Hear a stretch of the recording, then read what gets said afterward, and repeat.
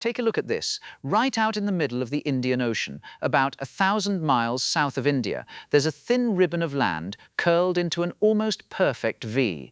From high up, it looks like a footprint pressed into the sea. Zoom in a bit, and it gets stranger. There's a runway down one arm long enough to take the heaviest aircraft in the world. There's a deep water harbour with grey ships parked inside a lagoon. There are white radomes, fuel tanks, hangars, a bowling alley, a golf course. And then, if you follow the eastern arm south, past all of that, the labels just stop, the palms close in, and sitting there in the trees is a cluster of roofless stone buildings, an overgrown graveyard, and the shell of a church. That church had a congregation. Those graves have names on them. And for the best part of 2 centuries, this island had a population. People who were born here, married here, buried their parents here, and had their own Creole language, their own music, their own way of doing things. Then, over a handful of years in the late 60s and early 70s, every single one of them was taken off the island, and the door was locked behind them. I'm Andrew, and this place has been sitting near the top of my list for years. I finally went down the rabbit hole on it, and I ended up in some strange places: declassified Foreign Office minutes from 1965, court judgments from 3 different countries, a World Court opinion, ship's manifests, testimony from people who were children when they got on that boat, and parliamentary Hansard from a few months ago, because this story is still moving as I record this. Honestly, some of what I found is hard to believe was written down at all. Today we're going to find out the full story of Diego Garcia. So let's load up Google Earth and have a proper look around before we get into any of the history. Diego Garcia sits at about 7 degrees south of the equator in the central Indian Ocean. It's roughly 1,600 kilometers south of the southern tip of India and Sri Lanka, around 3,500 kilometers east of the African coast, and about 2,200 kilometers northeast of Mauritius. It is properly in the middle of nowhere. The nearest land of any size is the rest of its own archipelago, the Chagos, scattered to the north. After that, you're going up to the bottom of the Maldives, roughly 900 kilometers away. The island itself is an atoll, and a big one. The whole atoll covers about 174 square kilometers, but only around 30 of that is actual dry land. The rim runs for roughly 64 kilometers from tip to tip, and it wraps around a lagoon about 21 kilometers long and up to 11 kilometers wide, with an opening at the north end. There are 3 little islets sitting in that opening called West Island, Middle Island, and East Island. Here's a fact I liked. Diego Garcia has the longest continuous strip of dry atoll rim anywhere in the world. In places that strip is only a couple of 100 meters across. The highest point on the whole thing is around 7 meters above sea level, and that's a sand dune. Now, unlike a lot of the odd places I look at, this one is not hidden. If you open Google Maps, you can see the airfield in high resolution, the taxiways, the aircraft parked up, the harbour, the pier. Mapcarter and OpenStreetMap will give you named labels too. There's Camp Thunder Cove, which used to be called Camp Justice. There's a place tagged as Naval Support Facility Diego Garcia. There's Turtle Cove, Cannon Point, Barton Point. But look at what else is labelled: Mini, and East Point Settlement. Those aren't military names at all. Those are plantation names, and they are the older layer of this island showing through. East Point sits on the eastern rim, on the lagoon side, and if you zoom right in, you can pick out rectangles in the vegetation, foundations, walls with no roofs. That was the largest civilian settlement in the entire archipelago and the administrative capital of the place. It had a church, a cemetery, a school, a sanatorium, a post office, and housing. Population today, according to the record, is 0. There's one more thing worth doing on the maps. Pan north to the other Chagos atolls, Peros Banchos, and the Solomon Islands, and the imagery quality drops off a cliff. Fewer labels, blurrier passes, hardly anything tagged. The most militarized island in the region is the best mapped. The empty ones are the mystery. That felt backwards to me, and it's part of what pulled me in. So how did this thing even get here? Diego Garcia sits at the very southern end of the Chagos Laccadive Ridge, which is a huge submarine mountain range running down the Indian Ocean. The Laccadives are at the top, the Maldives in the middle, and Chagos at the bottom. Volcanic peaks came up, coral grew on the shallows around them. The peaks subsided over millions of years, and the coral kept building upwards to stay in the light. What you're left with is a ring of reef sitting on top of a drowned mountain. Diego Garcia is the biggest and southernmost of about 60 islands across 7 atolls in the archipelago, and one of its neighbors, the Great Chagos Bank, is the largest atoll structure on the planet. Nobody was living here for most of that. Every source I could find agrees the Chagos Islands had no permanent population before Europeans turned up, and there's no archaeological evidence of anyone settling before then. Portuguese sailors are generally credited with sighting the atoll in the early 1500s. As for the name, I went looking for a clean answer, and there isn't one. It's usually attributed to a Spanish or Portuguese navigator, but the sources contradict each other on who, and I wouldn't want to tell you a story I can't back up. The island then more or less vanishes off the radar for 250 years. Ships sailed past it, nobody stayed. That changes in the 1770s when the French are running Mauritius, which they called Isle de France. In 1778, the French governor granted Diego Garcia to a Monsieur Dupuy de la Fay, and there's evidence of short French visits to collect coconuts and fish. A few men living in about a dozen huts. That's it. Then in April 1786, the British East India Company decided to have a proper go at settling it. Those French residents cleared out. 275 settlers landed. And then the story does something I did not expect. In May, a British East Indiaman called the Atlas was wrecked nearby, and around 250 survivors came ashore. So now you've got a brand new settlement on a coral atoll with no farmland, and its supplies have to feed nearly double the number of people it was set up for. The colony folded by October. It lasted about 6 months. After the British left, the French colony of Mauritius started sending people with leprosy out to Diego Garcia. That's how remote this place was considered. It was the far edge of the map, somewhere you sent people you wanted out of sight. Then in 1793, the French established a coconut plantation on the island.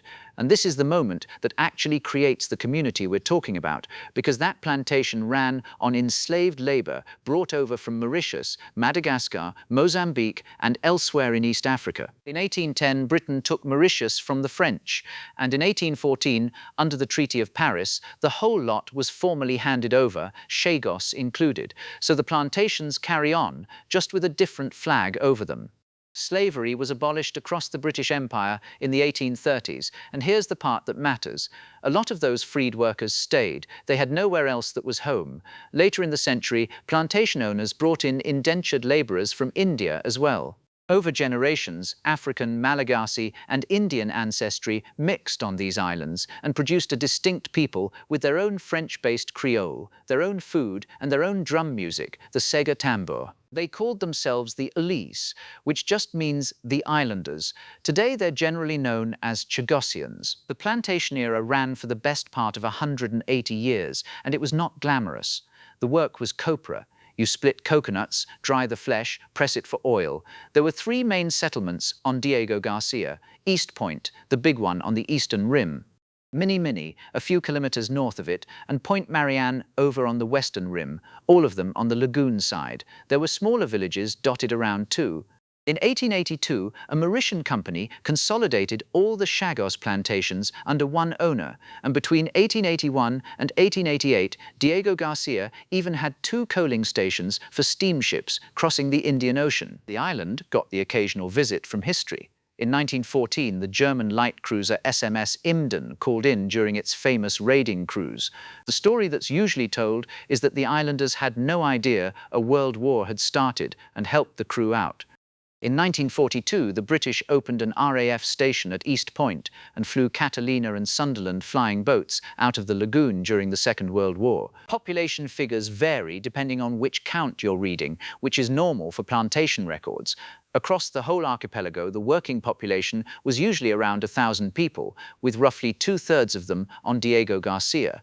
The highest figure recorded is 1,142 in 1953. A count in the mid-60s put a little over 900 people on Diego Garcia specifically, so we're not talking about a huge population, we're talking about a village, but it was a village with a 4th and 5th generation in it.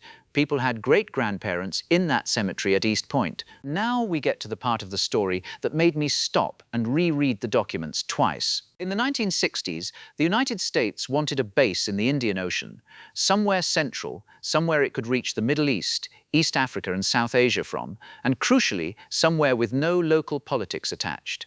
The requirement, as it comes across in the paperwork, was for territory that would stay under friendly control and have no population that could object. Britain, meanwhile, was negotiating Mauritian independence. Chagos had been administered from Mauritius since 1814, and in September 1965, at a constitutional conference at Lancaster House in London, the two things got tied together. There is a note written on the 22nd of September 1965 by Sir Oliver Wright, Private Secretary to Prime Minister Harold Wilson, preparing him for a meeting the next morning with the Mauritian Premier, Sir Siwasago Ramgoolam. The stated object of the meeting was to frighten him with hope of independence, and fright that he might not get it if he wasn't sensible about detaching Chagos. That is not an interpretation. That's what the minute says, and it was reproduced in the written proceedings at the International Court of Justice decades later. Mauritius agreed to the detachment. £3 million was paid in compensation. On the 8th of November 1965, the Chagos archipelago was carved off and made into a brand new colony called the British Indian Ocean Territory. Mauritius became independent in March 1968 without it. On the 30th of December 1966, Britain and the United States signed an exchange of notes making the islands available for defense purposes for 50 years, with a 20-year option after that. No rent was charged. It's widely reported that Britain received a substantial discount on the Polaris missile system in connection with the arrangement, though, because of how the accounting was done, that figure has been argued over ever since. Which leaves the people. In April 1966, the British government bought out the plantation company's assets in the territory for £600,000 and ran them as a government concern. And in the internal correspondence of the time, officials began describing the islanders not as a population, but as a contract workforce. There's a Foreign Office minute from 1966, written by Dennis Greenhill, which describes the islanders in language nobody would defend now, calling them Tarzans or Men Fridays, whose origins are obscure. That's how they were written about in the file. Another note describes the object of the exercise as getting some rocks that will remain ours, with no indigenous population except seagulls. I'm not editorializing. Those are the words in the archive, and they matter because the legal position Britain took for years afterwards depended on the claim that nobody permanent lived there. The removal happened in stages, and the first stage was quiet enough that a lot of people didn't realize it had happened to them. Islanders regularly traveled to Mauritius for medical treatment or to visit family. From 1968, people who left were simply not allowed to buy a return passage. Charlesia Alexis, who was born on Diego Garcia, took her husband to Port Louis for treatment in 1967 and was never permitted to go home. Rita Elise Bancourt took a sick daughter to Mauritius and found herself in the same position. Her son Olivier, who becomes central to this whole story, was 4 years old at the time and had been born on Peros Banhos. Whole families ended up stranded on the wrong side of the ocean with what they'd packed for a fortnight. Then supplies to the islands were wound down, the plantations were closed, and on the 16th of April 1971, an immigration ordinance was enacted, making it an offence to enter or remain in the territory without a permit, with military personnel exempt. In one stroke, the people who lived there became illegal in their own homes. The final clearance of Diego Garcia happened in 1971. Sir Bruce Greatbatch, governor of the Seychelles and commissioner of the territory, gave the order to kill the dogs on the island. There were more than 1,000 of them, and most were family pets. It was carried out by the plantation manager. Every islander account I read describes it the same way. They understood exactly what it meant. It meant there was nothing to come back to and no point arguing. In July 1971, a ship called the Nordvar arrived from the Seychelles to take people off. It carried some of them to Peros Banhos and Salomon, then limped to Mahé with engine trouble. In September, another vessel, chartered by the Territory Administration, did another run. Families were told to take what they could carry. Islanders describe being put in the cargo hold with the animals. Their belongings, their furniture, and in many cases their livestock were left behind. The people moved to Peros Banhos, and Salomon got about 2 more years. Then those atolls were cleared too, and the last group arrived in Port Louis in 1973. Rosemond Saminaden, who was forced off Peros Banhos that year, said staff told them the island had been sold and that houses and jobs were waiting in Mauritius. There were no houses and no jobs. When the final boat docked, people refused to get off it. Depending on which register you use, somewhere between about 1,500 and over 2,000 people were displaced. A 1972 agreement between Britain and Mauritius recognized 426 families, 1,151 individuals. By 1982, the number of officially recognized islanders had risen to 1,579. The gap between those figures is itself part of the fight, because being counted determined whether you got anything at all. What happened next is the part that doesn't make it into the summaries. These were people from a village of a few hundred, dropped into the slums of Port Louis in a country in the middle of an unemployment crisis, with no housing, no savings, no qualifications recognized there, and a Creole that marked them out the moment they spoke. They ended up in tin shacks in Cassis and Baie du Tombeau.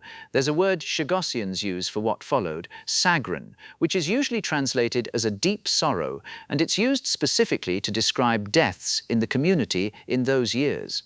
People died of poverty, and the community's own account is that many died of grief. By 1978, the situation was desperate enough that Chagossian women were staging hunger strikes and demonstrations in the streets of Port Louis. It worked, partly. In 1982, the British government agreed a further £4 million, but the settlement came with a condition. To receive it, recipients had to sign away all further claims, including any right to return. A lot of people who signed could not read the document they were signing. Out of that came the Chagos Refugees Group, founded in the early 80s by Chagossian women including Rita Bancoult, Charlesia Alexis, and Lisette Telate. They asked Rita's son Olivier to help because he was one of the few young Chagossians who had been through school and spoke English. He's been leading it ever since. He's an electrician by trade. He has spent 40 years in courtrooms, and the courts are where this goes next, and it is a genuinely wild sequence. In 2000, the High Court in London ruled that the ordinance excluding the islanders was unlawful, a win. Then in 2004, the government used orders in council, prerogative powers exercised in the sovereign's name and not requiring a parliamentary vote, to reimpose the exclusion and effectively cancel out that ruling. 2 further High Court and Court of Appeal decisions went the islanders' way. Then in 2008, the House of Lords, then Britain's highest court, overturned them and upheld the exclusion. In 2012, the European Court of Human Rights ruled a Chagossian case inadmissible, largely because of those 1982 settlement waivers. In 2010, Britain declared a huge marine protected area around the archipelago. Conservation on paper. In 2015, the Permanent Court of Arbitration ruled unanimously that the way it had been created breached international law. Then it goes global. In 2019, the International Court of Justice, the World Court, issued an advisory opinion finding that the detachment of Chagos in 1965 had not been based on a free expression of the will of the people of Mauritius, that decolonization had not been lawfully completed, and that Britain was obliged to end its administration of the archipelago as rapidly as possible. 3 months later, the UN General Assembly backed that by 116 votes to 6 points. In February 2022, something happened that I think is the most human moment in the whole story. A Mauritian vessel, the Blue de Nîmes, sailed into the archipelago, carrying a small group of Chagosians, including Olivier Bancoult and Lisabeth Elise. It was the first time exiled islanders had returned without British officials on board.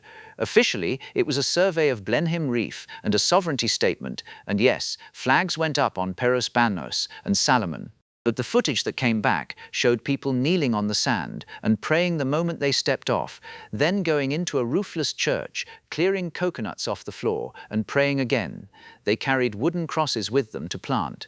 One was inscribed for Bunkult's grandfather, who had died in 1969, right as the removals were beginning. So where does that leave things right now, in July 2026? Because this is the bit that's changed since most of the documentaries on this subject were made. In October 2024, Britain and Mauritius announced a political agreement. On the 22nd of May 2025, they signed a treaty. Under it, Mauritius would hold sovereignty over the whole archipelago. Britain would keep authority over the Diego Garcia base for 99 years, with a possible 40-year extension. And Britain would pay an average of about £101 million a year, roughly 3.4 billion in total.